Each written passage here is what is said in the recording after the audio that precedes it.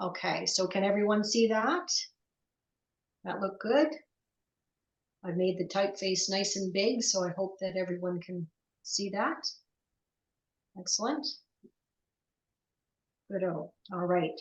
So 201 was where we left off last time.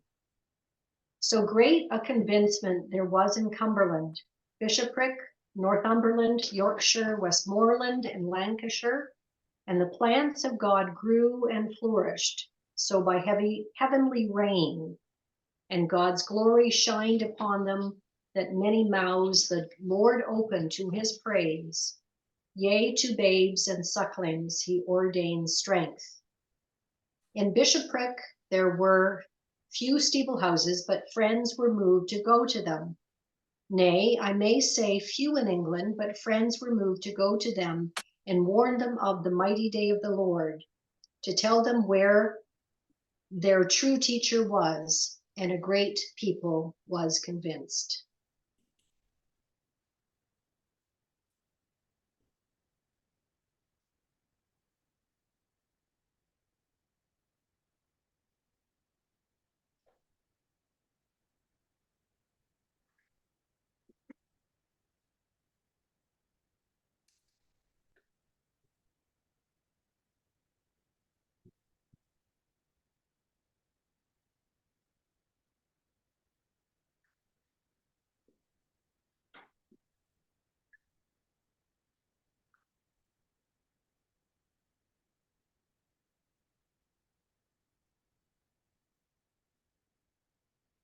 Let's hear from Lynn.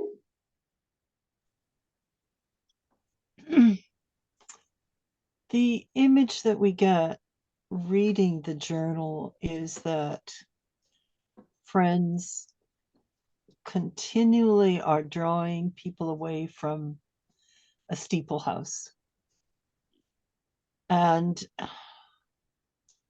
in a way, that's unfortunate that we have this image burned into us, because they're calling them away from so much more than that. I think they're calling them away from everything that diverts their attention from the inner teacher, from Christ, who has come to teach his people himself. And that could include the Bible. It could include friends' traditions. It could include priests as teachers, as well as gathering in a place that's deemed to be holy. And it doesn't always get conveyed in this journal what the call is, but here it is said explicitly to tell them where their true teacher was. So it's telling them what they're being called to, but less about what they're being called away from. And I think that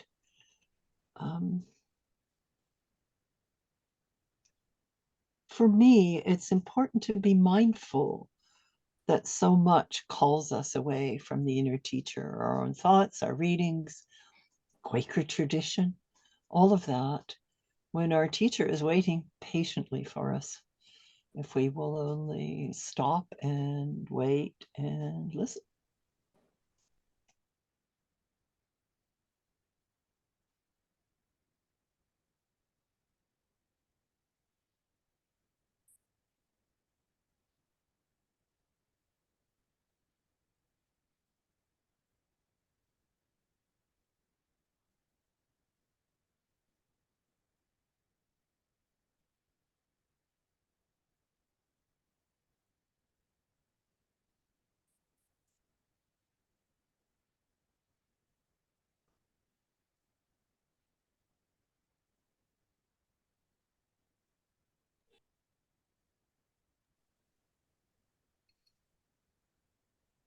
Let's hear from David.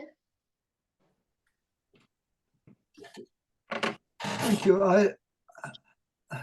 I sense that even though there were relatively fewer church buildings, places with priests, which Fox always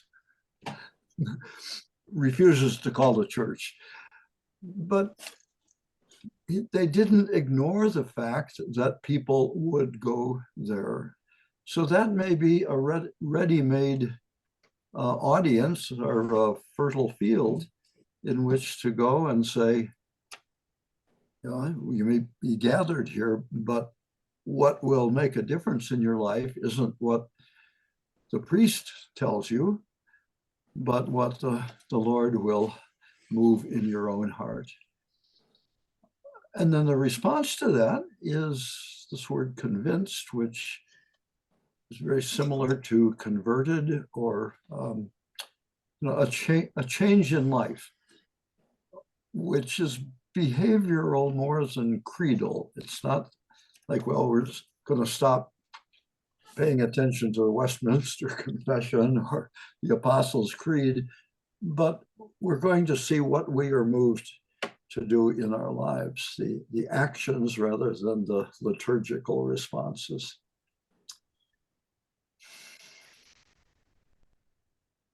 I guess I'm saying they take the opportunity to meet people physically where they are, and then to say there's more than what the predominant religion is giving you. Go to the source, the real source.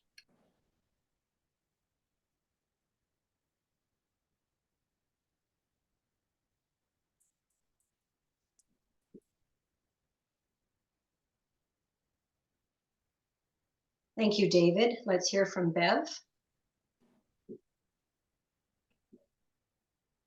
It's quite wonderful that, and I don't remember hearing this before, speaking of people as the plants of God. I think I spoke about this the last time we met, and heavenly rain. And the connection, which was the connection of all teachers. Jesus was in a nomadic world. Aramaic was connected to the earth, and all his images were nature-based. That seeing humans as plants, so again, nothing negative, and the connection to the divine is not through a building, but it's just like everything else in nature. And it's quite wonderful. It gives me a lot of joy just hearing him speak of humans as plants of God and how we're being nourished.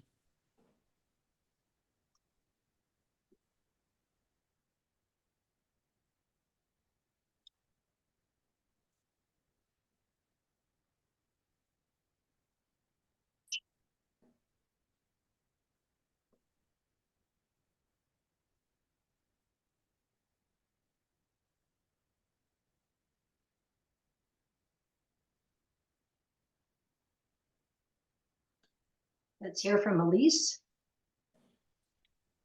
Thank you.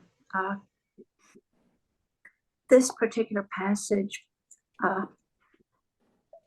there's nothing much there that's new, but for some reason today, this afternoon, I'm hearing something more strongly than I have before, which is thinking about these folks going to tell about what they've understood and what they've come to know, and going to, as was pointed out, these are ready-made audiences, just as when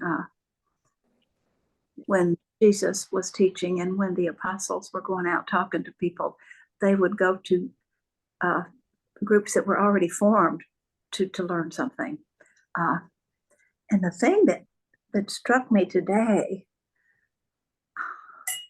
was how we do not do that. I have over the years invited lots of people to come to Friends meeting, and a lot of them have come and a lot of them have stayed. But it's really, if not officially, certainly unofficially discouraged in my experience to talk about being a Quaker to people who aren't, or to ask people to come to worship and see what's going on. I've spoken about this to friends in the past, and was told by one that, I guess more than one, they had a hard time finding out about friends when they were much younger, and finally they did, and thought that that was that's the way it should happen. It just it's a weird thing.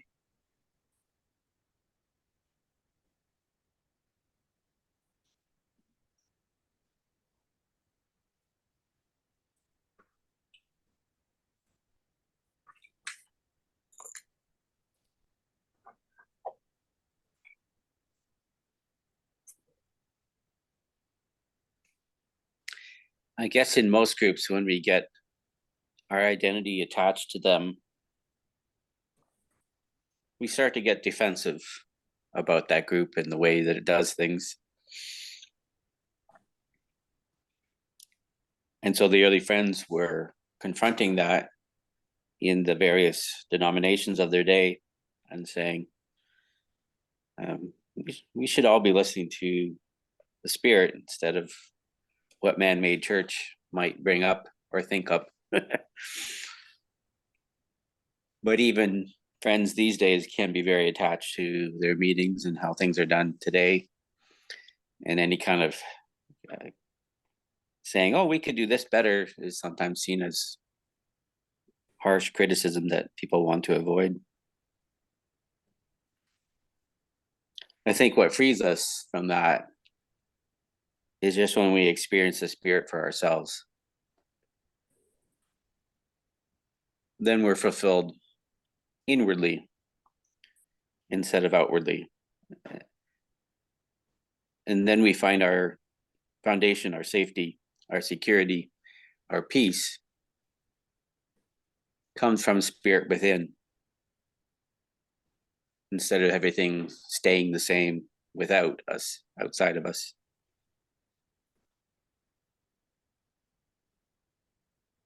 And that's a huge difference of foundation. And so when I look at the word convinced, for me, I think it really means that we've come off of the foundation of everything staying the same, or even the foundation of our very self, and thinking we have it all figured out, which is kind of laughable. And coming onto the foundation that Spirit has it all figured out, and Spirit has it all in hand. And Spirit provides that security within us.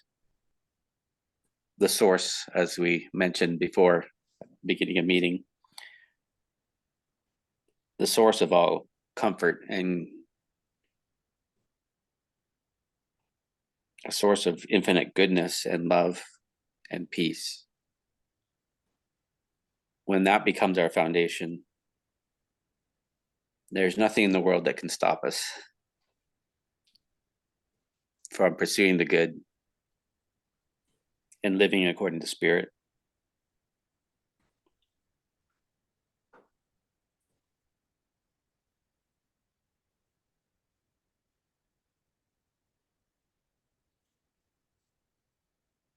Thank you, Chado. And let's hear from Lynn. Donna, is it all right if I speak twice? Yes. I carry with me a vision of religion dying, and certainly in both in Toronto monthly meeting and at the yearly meeting level, our continuation is fragile. And I continue to have a conviction that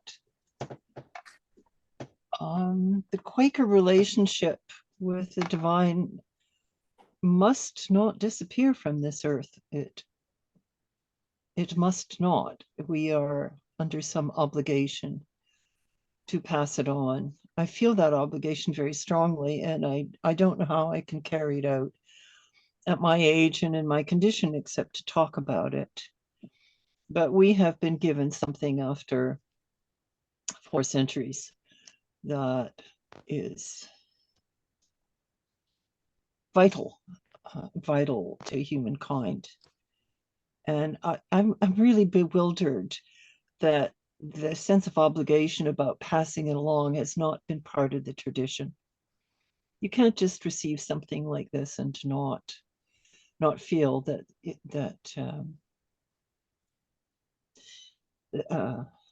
it's your job to keep the flame alive. So I'm quite bewildered by the lack of evangelism amongst Quakers, because we have a very precious treasure on. This is how people should be living, and it would be a better world if more of us could enter into this very particular kind of sacred relationship and this very particular kind of sacred witness. And so I guess I'm trying to speak out whenever I can to how can we keep Quakerism alive in the world? It's time to be thinking about that.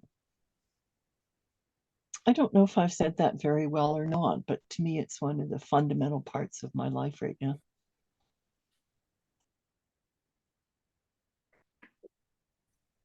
That your message was very clear to me. And thank you for sharing that. Let's hear from David. Yes, I would also add that you said it very clearly, and I want to pick up on a couple of words there. Friends of the silent meeting tradition may really shy away from the word evangelism or evangelical. I look to the literal Greek meaning of that word. The EV or EU means good, and the angelical or angelus, it means the news, that we have been given the good news. And our teacher, when he was traveling around Palestine to some millennia ago, was saying, don't hide it under a bushel. The light which comes to everyone, it can lead you to want to share that and not just keep it to yourself. Now, too many times I've heard friends say, well, we don't proselytize. And for one thing, that misunderstands the word. The proselyting is trying to take people away from their religious affiliation and bring them into yours. Sometimes translated as sheep stealing. But it's so different than saying, this is something wonderful that has been moving in my heart, and that the seed is planted in yours as well. Fox said that his job was to bring people to Christ, not to convince them of my ideas, but to the inward teacher. The image that sometimes we've seen in a painting of Jesus standing outside a door where there's no latch, behold, I stand at the door and knock. If anyone would open, I will come in and be with them. So it may well seem weird that Quakers or many Quakers, or too many Quakers, just want to kind of keep a little club to themselves. and not even looking at how you have some listings of if people are looking for a different faith tradition. That's become a little easier now with the internet, but I remember we used to have discussions about, should we be listed in the phone book? And under F for N for friends, or under Q for Quakers. Right now, I think anybody doing a search for Quakers probably will find what at least Friends General Conference in the US has, what's called Quaker Finder, which lets you, put in your zip code and then you can see who may be near you. Anyway, I do encourage people to feel a joyful courage, even if it is culturally suppressed or frowned on in your own meeting, but to find that courage to share with others the good news of what has happened in your own life.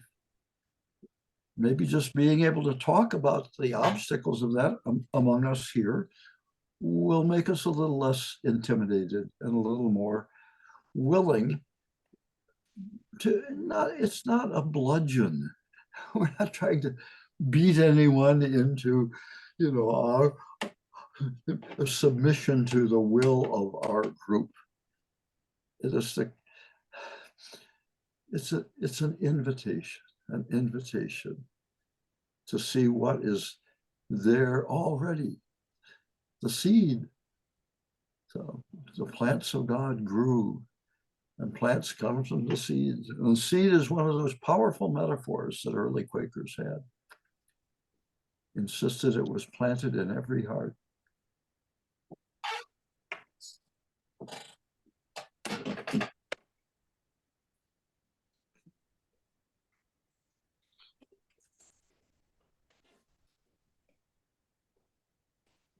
Thank you, David.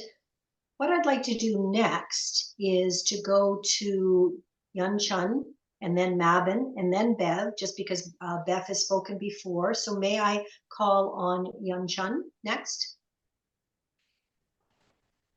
Thank you, Donna. I have, I'd like to share what happened in Hong Kong. Let me put it this way, it's not easy. The three leaders who had led Occupy Central a few years ago in Hong Kong, one is still in prison. Two now have fled to Taiwan. Those two were personal friends of mine. And one, I don't want to put the real name, just he said very clearly, and it helped me to describe how I see my spirituality. What he said was, well, when he was young, he graduated, he worked, and we were working together in the same community church and social service center. At that time, when he was employed by the reverend in the church, he was interviewed and being asked, what is your spirituality or religion and so on. And when he was that young, he already said, I have no religion. I have spirituality. So that's the time he was employed by a church, but he claimed it very clearly. And up to this point now, is after 40 years, he's still the same, and he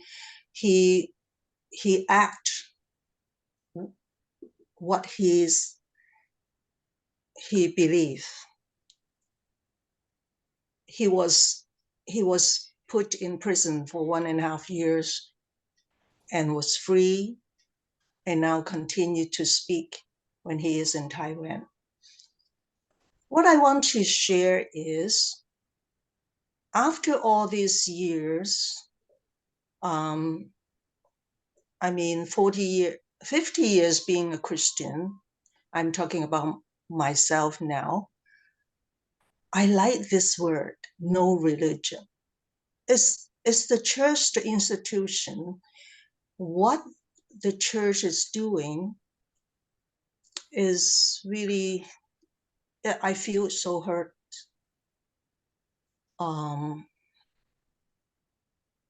by the response to what's going on in the society at large. I remember 50 years ago when I was 17 and I became a Christian, I was so moved and I evangelized to everybody I met. I just want people to become Christians. Whatever I do, I knew new friends, I want them to become Christian. But now I'm closer and closer to myself, deeper and deeper with my humanity. And I relate to people with their humanity. And that's real, authentic interaction, exchange of our real life stories. And I find evangelism, the action, and no matter what, do something and make people to become Christian, that's no longer my agenda. So today, this reading saying where the true teacher was. And this morning, when I was having breakfast, I suddenly came to me a thought that I'm dealing with aging, physical symptoms or whatever. I feel I'm deteriorating. And suddenly it came to me, what if someday I cannot move anymore? I cannot eat, cannot do the daily life. And suddenly I find, well, I have Jesus with me. And he stay with me, I stay with him, and we are close and we are together. We walk together, we continue together. I breathe together. And this presence is so precious. This is my real teacher who accompanied me. So what I share is, as Quaker, the silence that respect people's difference, the humanity, and not make people proclaim or baptize or become member of the church. This is very important. And today I'm still dealing with some leaders. We are working together for climate crisis education. However, still, many people say, be careful what we are talking. Do the church leaders like that? We have to be careful. What the heck? We have to do this if they like that, and then we speak to please them in order to get the climate crisis education across. This is a big, big question mark. Who is my true teacher? And those leaders, I have to please them.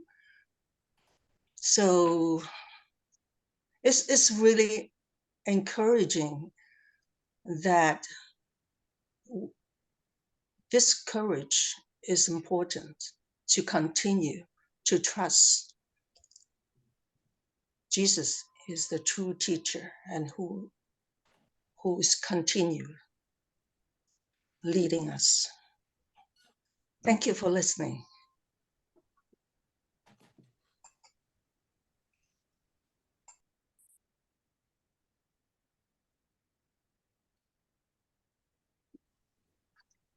Thank you for sharing, Young Chun. May I call on Mabin? Hi. I was listening to I think what David was saying about, evangelism and having grown up in an evangelical Christianity. Even when I returned to Christianity after about a decade of non-belief, I was not fond of that term. And so when I read the Journal of George Fox for the first time earlier this year, I saw all the cases where, he's going to random churches and getting up in the middle of services and preaching. And, he talks about here to go and warn them of the mighty day of the Lord. And I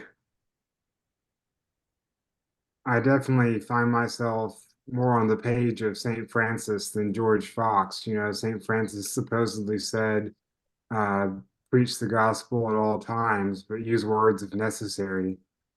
And so, I think that we can more easily show our Christian faith by our actions. If we help people out, if we volunteer, if we work at soup kitchens, and if we, are on a protest or on the picket line or things like that, I think it will show people a lot more of our faith than if we just walk into a church and preach at them for an hour. And so I'm okay with the concept of evangelization, but perhaps not in the way that George Fox thought of it.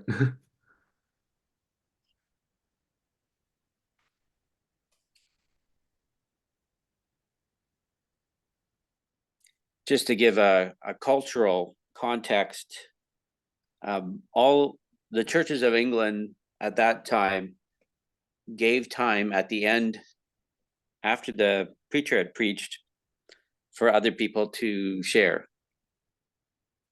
So there's an open invitation at all these churches for that to happen. I'm not sure how many times Fox interrupted a sermon, which would be illegal at the time. I don't know that he did that a whole lot, except maybe as the Spirit moved, then he would be obedient to the Spirit. And I guess there's a big difference for me between when the Spirit is leading you to do something and when we're just convinced in our own reasoning that we're right and they're wrong. And Fox wasn't quite saying, I'm right and you're wrong.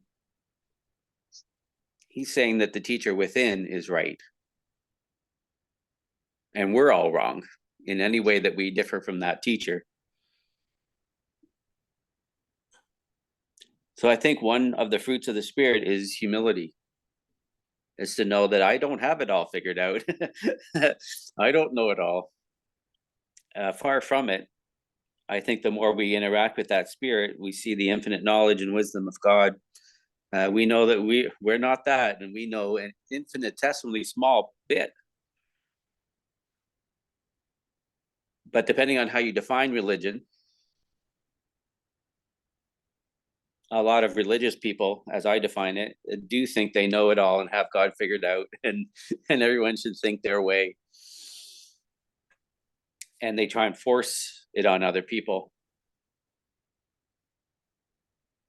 which I do appreciate about the early friends, is they didn't try and force it on people. Not that they backed away from what they thought Spirit was saying in and through them. And that's a very different ethic to be moving by, what you think is right versus what God is saying within you and propelling you to speak outwardly.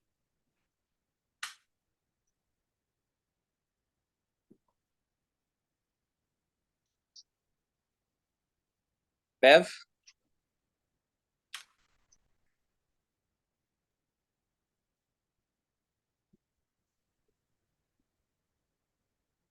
Um, through this whole stream, I just want to mention, for me, there are many ways of receiving truth. And one of them for me is synchronicity. And I believe that's true. And it's there for everyone if we just have the eyes to see. What led me to join the Quakers for worship? What led me to Thich Nhat Hanh's Sanghas for worship?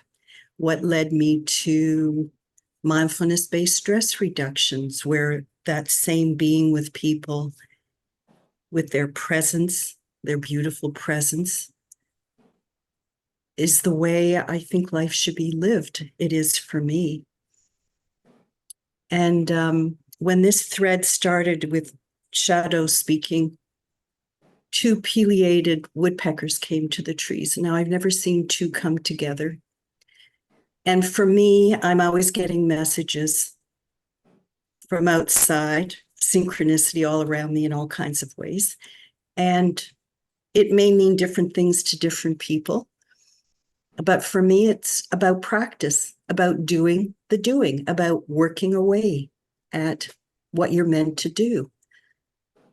And this for me connects to the second part of 201, where it's not Fox going around and talking to people. It's other friends that have been convinced. So it's not just Fox doing it. We all can do it. We all present in whatever way what we have received. And it's not about a religion. It's not about doctrine. It's not about any of those things that keep us tied down unnecessarily. It's about freeing up people to connect with the source. And it's just beautiful the way he says, you know, all these other ordinary people are convincing other people. And I think that's what it's about. I mean, there's so much going on now with technology, so many different communities dealing with being present together as a community and teaching us to do it on our own. It's quite wonderful. And, you know, it's just like Indigenous ways have lasted through all the garbage that's gone on through colonialism, because it's based on truth. It's based on connecting to the world around us. It's not based on believing certain things. So I feel this section is quite wonderful.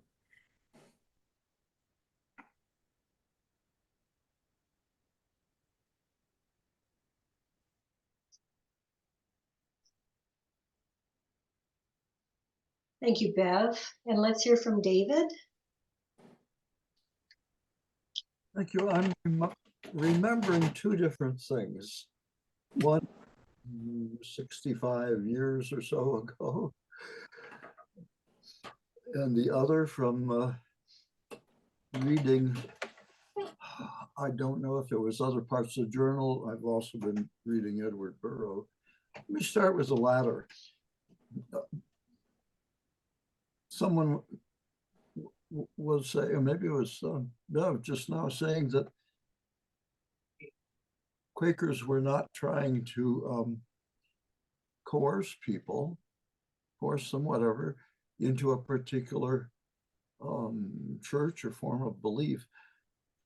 And I'm recalling that Fox had the calling and the occasion to have an audience with Oliver Cromwell, the protector, who really had a huge amount of political power. So I said, okay, let the guy come in. I'll listen to him. And he was surprised that Fox was not lobbying for making Quakerism, the Society of Friends, the state religion. There'd been a lot of that going on. Was it going to be Presbyterian or Anglican or Congregational? A lot of jockeying, and none of that happened. He simply was pointing to where Cromwell could be led and be a better ruler of the people. So he was calling him to the living Christ, whose witness was there, and not the kind of coercive power that a state religion would have, which is what people were used to up to then. The other thing that I'm remembering from 65 years ago, it's just a wonderful one-phrase aphorism, and it was, I forget who the preacher was, probably an Anglican speaker at a scout jamboree, but he said, religion is man's effort to reach up to God. But the gospel is God reaching into humanity. Whoa. Well, I know which way I want. So if there are those who say, well, no, I'm not religious, I'm spiritual. Well, if spiritual means you're open to having God's revelatory presence to you rather than things that you have to do to become holy or respectable or seen to be a good person. It's just a very different vector of the initiative. Thank you.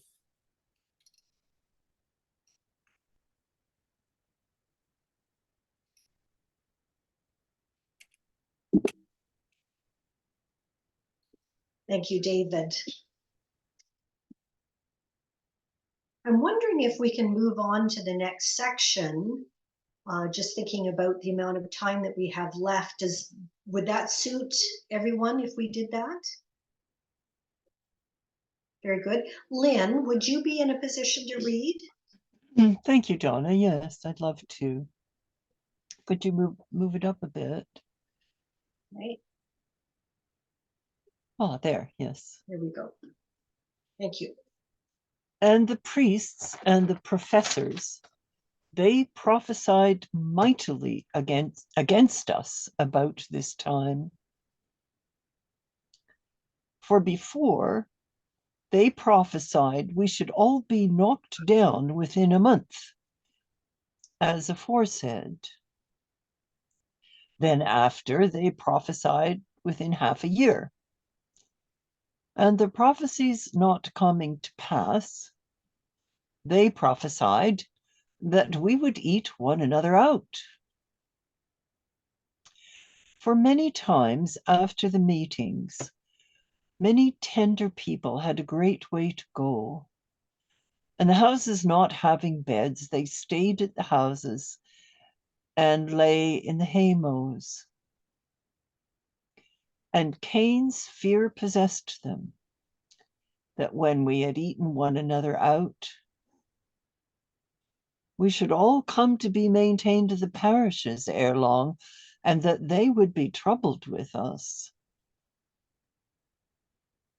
But after this, when they saw that the Lord blessed and increased friends, as he did Abraham, both in the field and in the basket, and at their goings forth and comings in, risings up and lyings down, and that all things began to be blessed unto them, then they saw the failings of all these their prophecies, and that it was in vain to curse where God had blessed.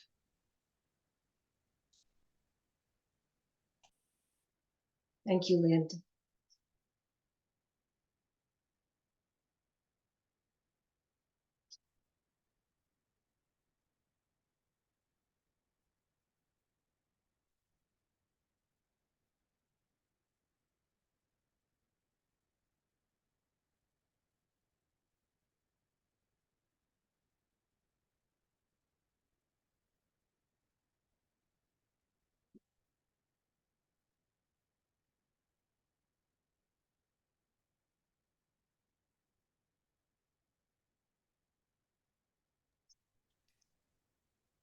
So just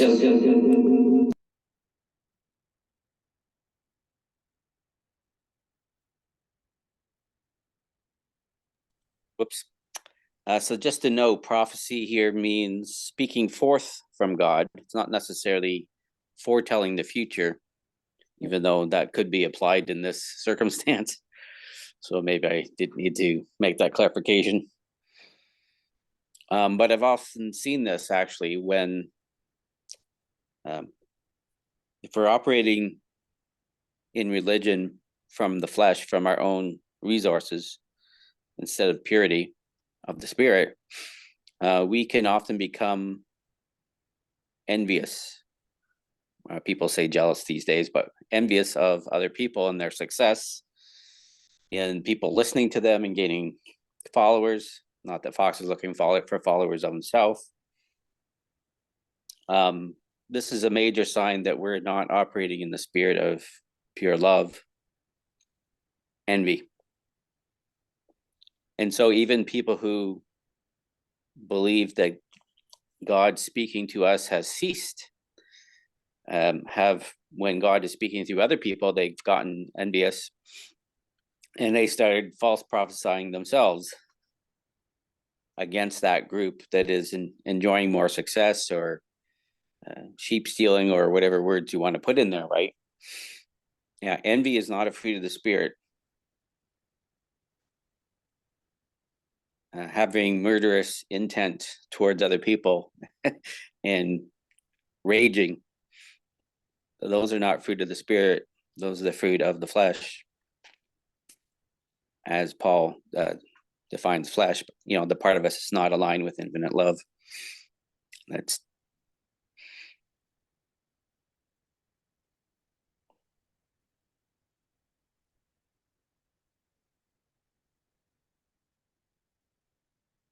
David. Well, we know that a language can change a lot in 3.5 centuries. So there's several phrases here that I could use some help in understanding better. I can surmise what they might mean. And the first one is about we would all be knocked down within a month. The other is that we would eat one another out. So I think knocked down might have mean that sort of burned out, or, you know, a flash in the pan, we might say. Or refuted, or, you know, it died out. You know, this is just a passing phenomenon. But, and I would welcome if others see it that way or have a different take on it. The other is that we would eat one another out. Did that mean that we would impose ourselves on other people, and instead of, you know, paying our own way or whatever it is, that we would be dependent on other people? I think that it sort of points to that about when it says that we should all come to be maintained of the parishes. And I think that the parishes were sort of the social welfare system.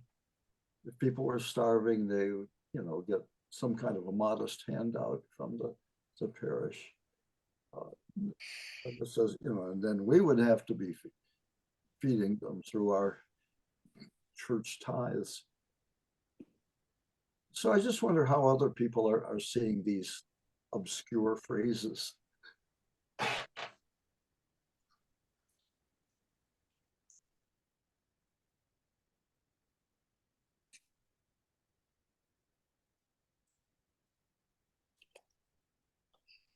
I would think of the phrase eaten out of house and home, that is still current these days.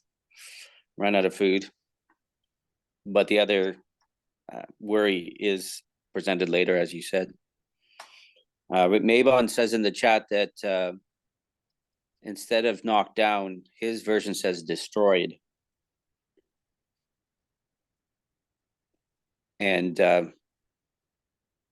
the spirit of envy would want to go to the more extreme interpretation of the words, right? These people are going to be destroyed by God because they're false. And we are the true church, you know, as people often think.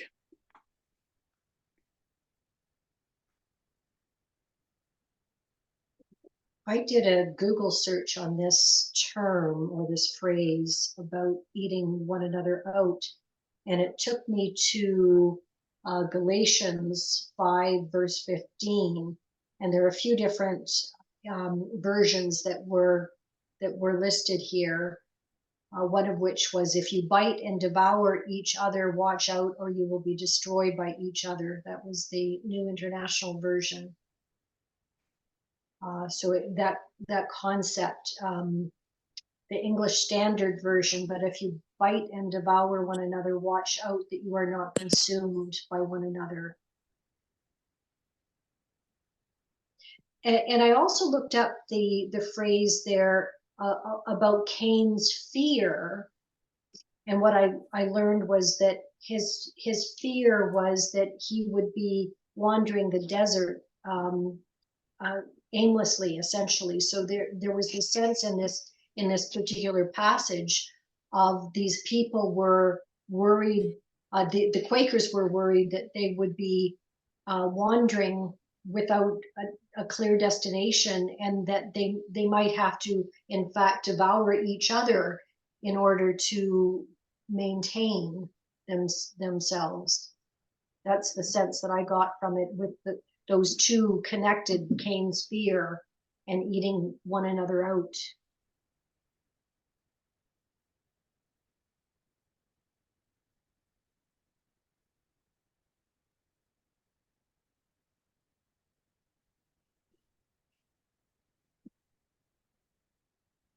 Bev? This reminds me of when someone projects onto someone else their own fears. And I think what I understand is that this kind of negativity and misuse of each other didn't occur between the friends, but the fear of the parish is based on what's going on within their own ways of being.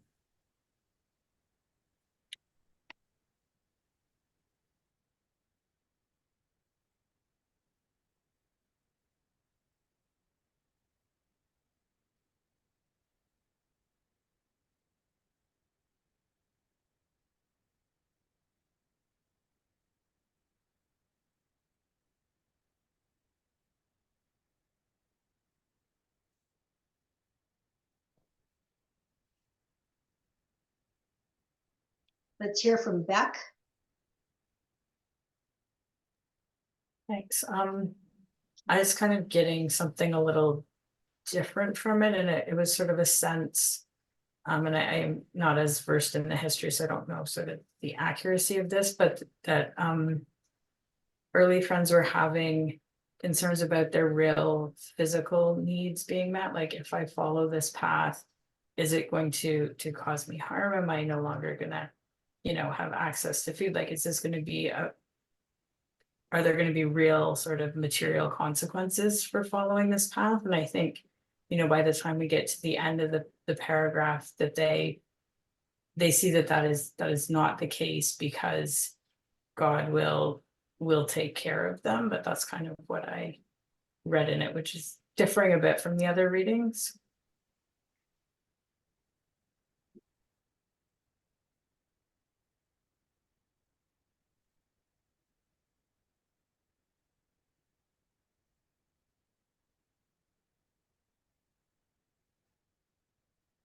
Let's hear from Elise.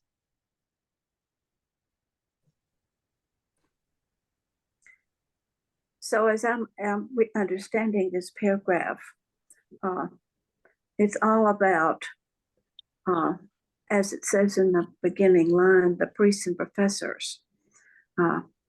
These are things that the priests and what he calls them professors, I guess just people professing, so really priests, people who are leading other religious movements, said that these things are going to happen to the friends, because what's going on with the friends is when they, as we do today frequently, they stayed with each other on the way, and especially would be much more needful during that time than now. So that knowing that folks are coming, feeling moved by the Spirit to come and speak in a different part of the country where they did not live, they stayed with each other. And so the people who were thinking this is all going to come to an end, first of all, they said this just won't last. And then, well, it's going to not last a little bit longer, but it's not going to, it's not going to last. And then they thought, well, these people are coming to eat with each other when they are traveling. And so they will soon, they soon, that will not work out. So if I've been hosting people, finally I'll say, I just can't keep having people eat here. And so then what's going to happen? The traveling friends are going to be, have to be maintained by the parishes. So the friends, it's not that I'm not hearing that the friends are worried, but that people who wish that they would come to an end think that all this traveling back and forth and eating with each other will result in them not being able to continue to eat with each other and to have to be fed by the parish and taken care of. So I don't think I didn't hear the friends being worried that they were going to be in trouble, but that all these things are predictions of what's going to happen that'll certainly cause trouble for the friends.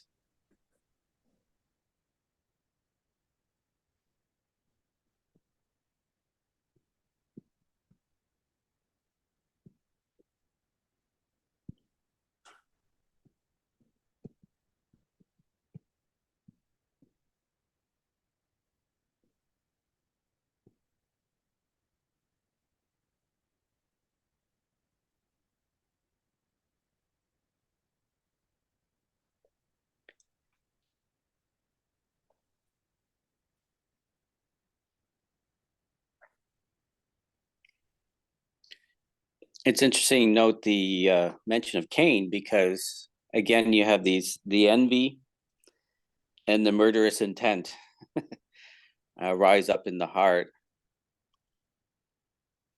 just like it does in the religious mind when opposing those moved by the Spirit.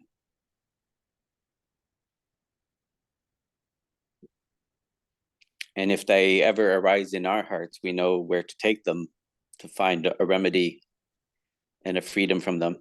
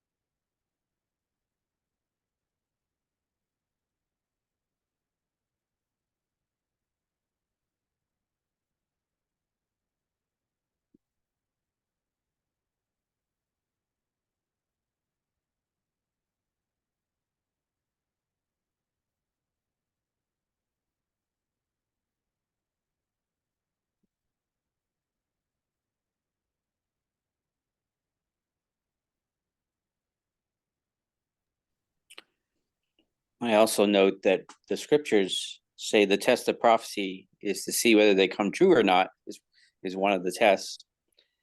And if they don't come true, then the commandment of scripture is not to listen to those people. But the Friends, the early Quakers, were always prophetically speaking.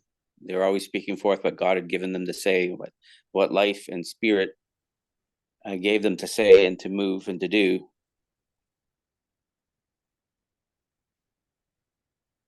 And so if anything they said ever came to naught and didn't pass, then people would be quite justified in not listening to the early Friends. In this case, it's the other way around for sure.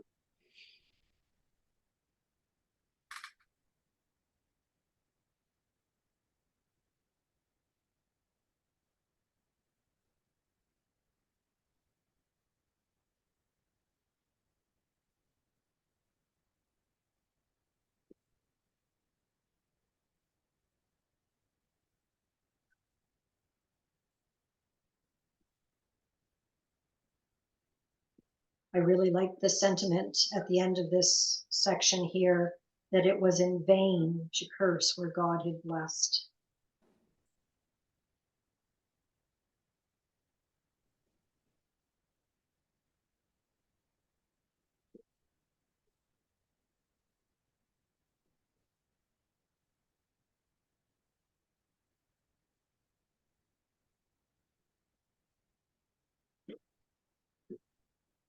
I'm going to stop screen sharing.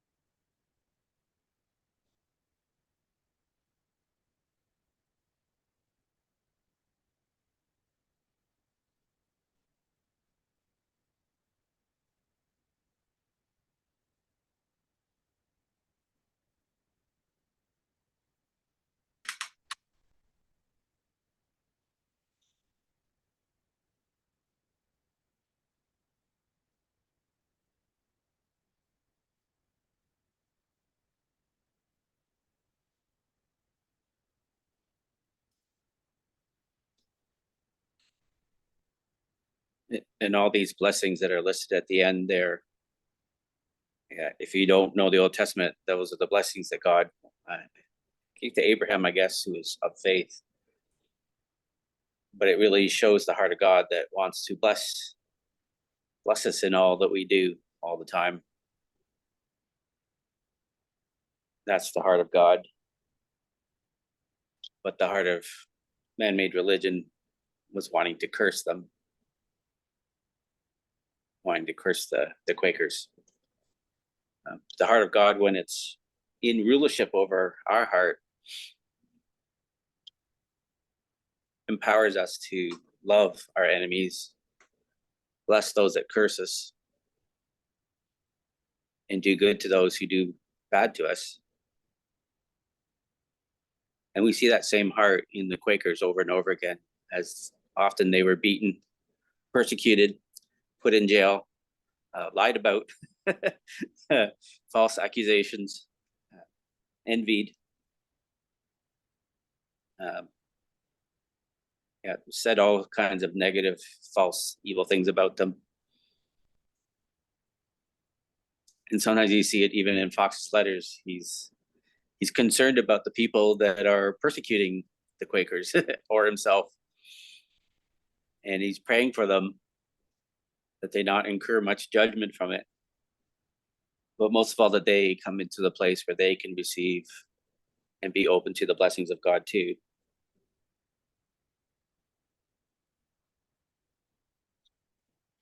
A lot of times, what I call religion tells us it's our job to wrestle our hearts into loving people, or doing the good things and avoiding the bad things.